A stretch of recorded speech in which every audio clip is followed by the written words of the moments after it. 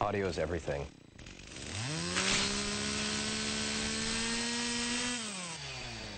The sound of Gears 2 is crunchy.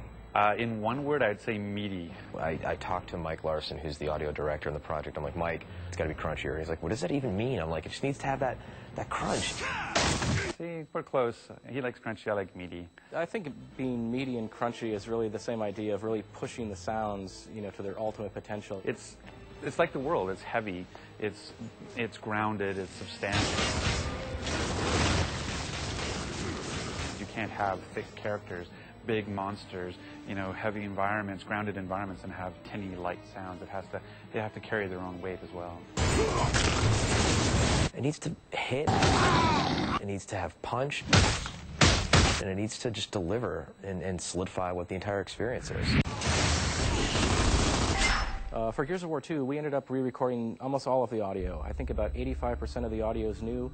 We recorded all new weapons, all new ambience, all new voiceover, and all new music. You know, the Lancer sound effect is new. It's punchier. The Hammerburst has an all-new sound. Yeah, even the bullet impacts have been punched up. In keeping the world of Gears very grounded and heavy, we wanted to make sure that the weapons were very tangible and bullet-based. All of the source material is real guns, real explosives. You don't have to start dealing with that whole, like, kind of Mars ray gun, you know, woo, woo, woo, woo, woo, woo type audio. And that's one of the reasons Gears feels so good. It feels so real and tangible. A lot of the fun of a weapon is purely down to how it sounds. It's about that feedback mechanism, about the rumble in the controller, but that sound is what really sells it to you. It's the funny thing about, like, Gatling guns is if you ask a person what their Gatling gun sound is, each person has a different one. So mine is like, but other people are like, and it's just a fun exercise to try with your friends sometime. It's great at parties, really.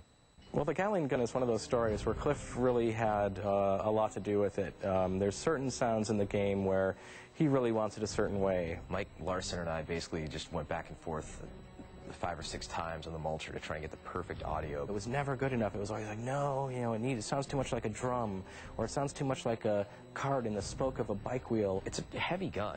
It needs to feel powerful. At the same time, you still need to hear all the bullet sounds kind of cycling in there. I put together like 6 brand new Gatling gun sounds, and I asked Cliff to come down to my office. So he sat behind me, and he's like, okay, get ready to shoot. And I hit play, and he actually started acting like he was shooting it. Okay, it's heavy, and it's... He's like, no, that's not cool. We went to the next one, and he's just going like this. By the 3rd or 4th one, he's like, yes, that's it. And so he actually was like imitating, you know, the usage of it, you know, to help him conceptualize, you know, its sound within its context before it was actually put in the game. And that's how we ended up defining the final sound of the Gatling gun.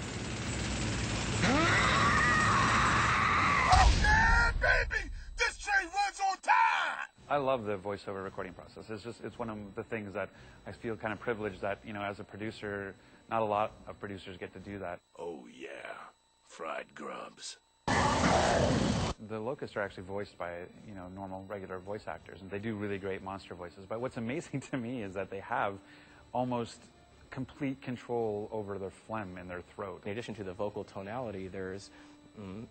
like, it's really both disgusting and yet intriguing because the director can actually say, yeah, I just need a little bit more phlegm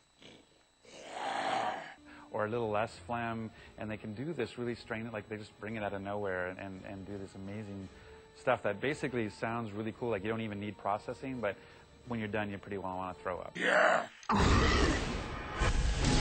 Yes, Gears is a brutal, kind of, you know, dark experience, but there's also a lot of heart that's there, and I think it comes through in the music. When you have a theme like Hope Runs Deep, you definitely are trying to incorporate that into the music and trying to have that sort of, it can't be depressing, you know, it has to have its upbeat, patriotic moments, it's sort of, you know, driving battle tracks and those sorts of things. So you definitely want to have that carry you through, that you feel like you're fighting the good fight and that you want the music to bring you along on that trip. Scoring for Gears is actually a lot different than scoring for a film. We were fans of Steve Jablonsky's work, from his, you know, work in Transformers as well as his work in Texas Chainsaw Massacre, and he's a very prolific A-list Hollywood musician. The score for Gears of War 2 is cinematic in respect to the instrumentation I chose to use. You can do effects with the orchestra where you can't tell, is that an orchestra or what is that? Depending on where the string players place their bows on the strings, or you can just have them, they don't like to do this because it ruins their instrument, but you can have them banging on their instruments, making cool noises.